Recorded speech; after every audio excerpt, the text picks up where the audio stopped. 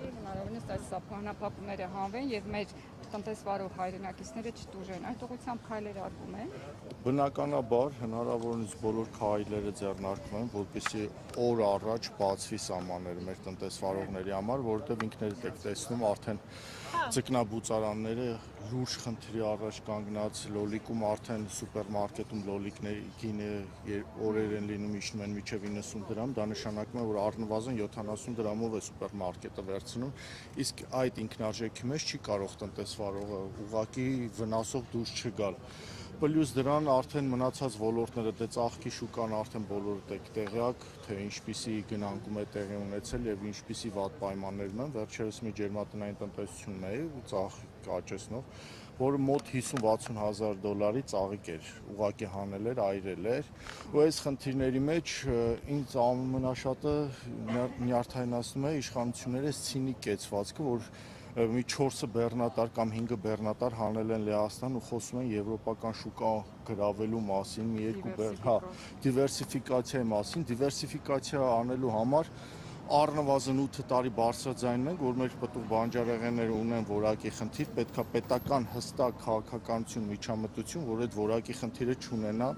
պետք է հստակ քաղաքականություն, որ ցանկացած մթերքի արտադրության մեջ լինի հետագծելիություն, որպեսզի տնտեսվարողը, արտահանողը փորձի ֆերմերից գնել, հասկանա ինչ պարտանյութեր, ինչ թունաքիմիկատներ, ինչ տարբեր այլ նյութեր է օգտագործել, որը համապատասխանում է եվրոպական չափանիշներին, թե ոչ։ Եվ ընդհանրապես այս մեծ բիզնեսի, մեծ առևտրի մասին պատկերացում չունենալով, մարդկանց հասցնելով այս վիճակին, ու սենց թեթև ոնց որ Արցախյան պատերազմի ժամանակ էր, չէ՞, մի հատ ԱԹՍ էին խփում, թուրքը մի 5 գյուղ գալիս էր, այդ ԱԹՍ-ն ցույց էին տալի, ասում էին գետնեց, հաղթեցինք, հաղթում ենք, մի նույնը տնտեսության մեջ է։ Մեր տնտեսվարողները շատ վատ վիճակի մեջ են, ու բնականաբար մենք որպես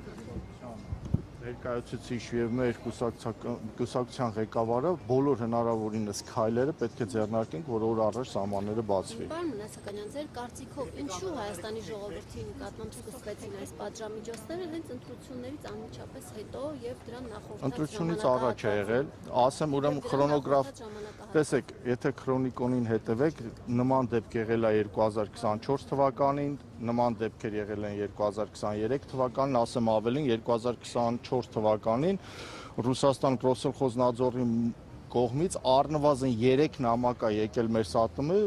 որակի հետ կապված խնդիրներով եւ բացարձակ որևէ պատասխան չի հետ դարձել այդ նամակի տեսքով Ռոսելխոզնadzորին։ 2024 թվականին 19 ընկերություն գցեցին սև ցուցակ, եթե կհիշեք։ 2025 թվականին էլի ծաղկի շուկա հետ նորից աշճանաբար բացեցին, հիմա նորից այսքան զգուշացումից հետո փակեցին։ Ես չեմ կարող քաղաքական գնահատական տալ, ասել քաղաքական ենթատեքստ ունի, թե տնտեսական, բայց եթե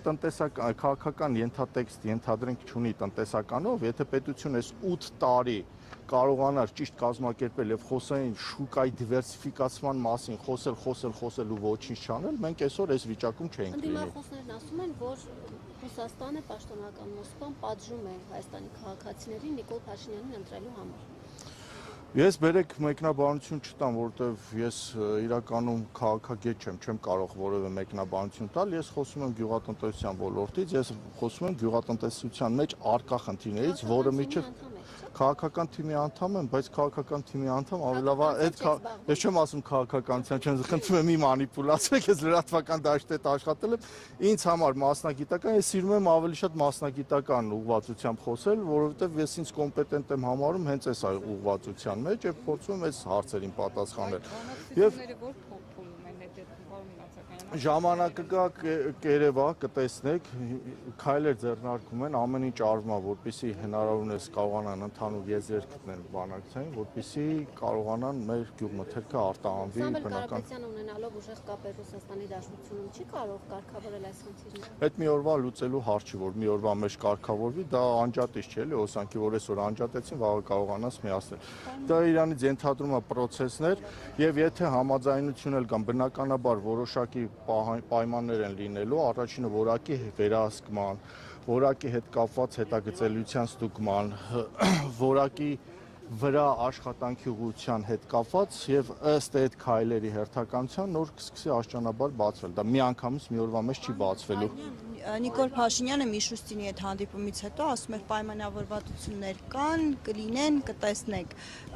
Արդեն բավական ժամանակ անցել է, ուզում եմ հասկանալ տնտեսվարողները որևէ փոփոխություն տեսնում են այս ընթացքում, ինչ որ բան կատարվում է։ Չկա, հետեւաբար փոփոխություն էլ չկա։ Եթե ընդհանրապես առեսպա գյուղատնտեսական որևէ մթերք չի մտնում ռուսական շուկա, նշանակում է որևէ պայմանավորվածության արդյունք չկա ներկա պահին ու այս վիճակն է։ Սամվել Կարապետյանին պատկանող, նրա ընտանիքին պատկանող Դալմամոլ առևտրի կենտրոնում կա Երևան City, որը գիտենք ում է պատկանում։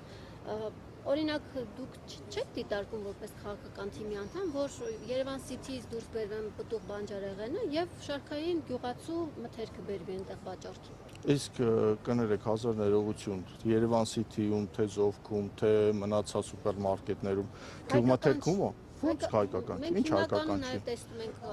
Բանանը կարող է հայկական չլինի, բանանը Հայաստան չէ։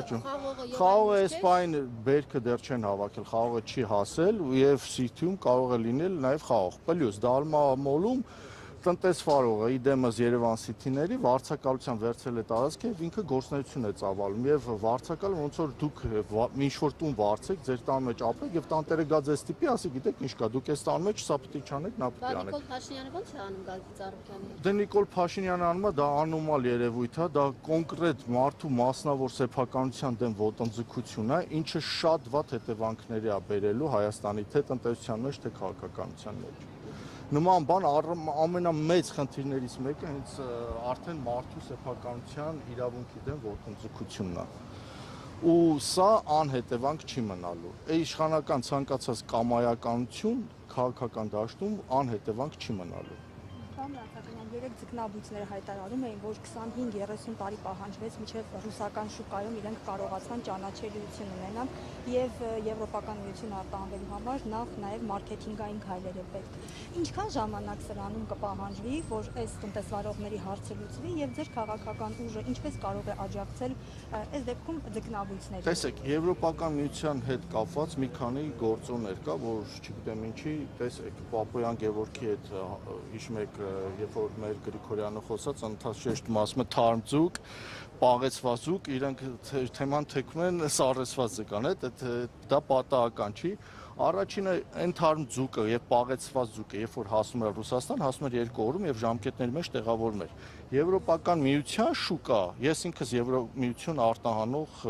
տնտեսվարող եմ եղել։ Եվրոպական միության շուկա արտանելու համար քեզ առնվազն 10-12 օր է պետք, մինիմում։ Այսինքն պաղեցված ձուկը որպես այդպեսին ուղղակի չի հասնի Եվրոպական միություն։ Դրան գումարած ինքնարժեքի հետ կապված խնդիրներ կան։ Այն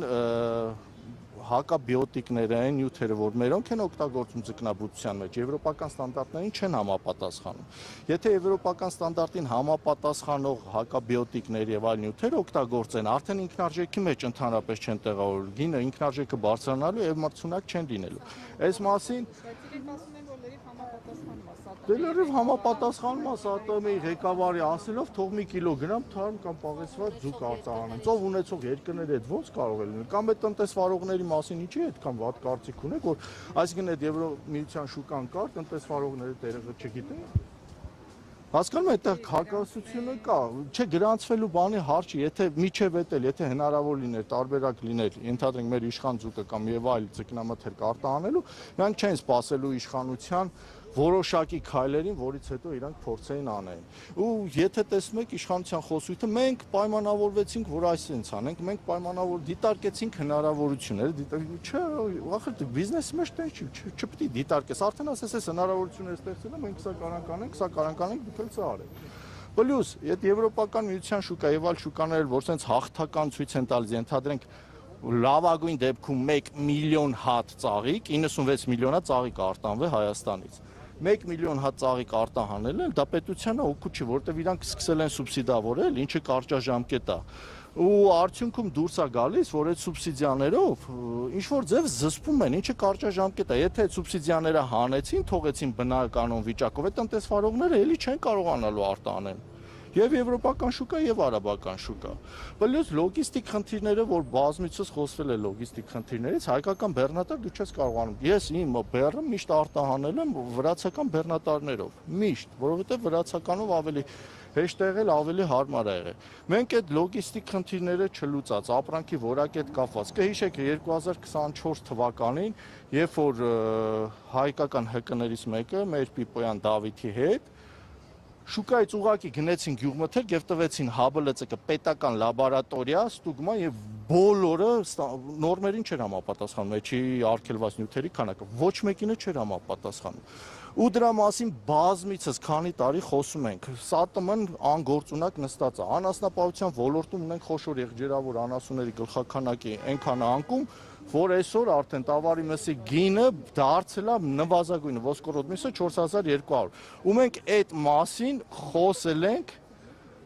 փետրվարին ես եմ հայտարարություն արել, այն 3400 դրամի ժամանակ ասեցի, հեսա սկսելու է գինը թանկանալ։ Բոլորը հիշում եք, բոլորը տարածեցին։ Այս ամեն ինչը, որ մենք տեսնում ենք եւ տեսնում ենք մեծ մակարդակով, ինչա տեղի ունենում ու խոսում ենք բարձրաձայն մենք, շատ ժամանակ չի անցնում։ Մեր խոսացածը չի անցնում, որովհետեւ իրանք եթերով կարողանում են փոկել, այդ փոքր sense հաղթանակներ ցույց տալ, գրավեցինք շուկան, այս արեցինք, այն արեցինք, մտանք մեր Բալթյան երկրներ, ու այդ նվազագույն, այդ ծիծաղելի փոքր քանակները խոսում են 5 մեքենա 100 տոննա հանեցինք Լիաստան։ Ծիրանի արտահանման մեջ ընդհանրապես պտուղ բանջարեղենի արտահանման մեջ մի տնտեսվարողը կարող է 5 մեքենա նույնիսկ փչացնի թափի, որ դա խնդիր չի ծագում, էլի իսկ այսօր 5 մեքենա արտահանել ինչ որ մի հատ լիհական խանութների ցանց ցույց են տալիս մեծ ձեռքբերում։ Հենց էսա խնդիրը։ Շնորհակալություն։ Ես էլ եմ շնորհակալ։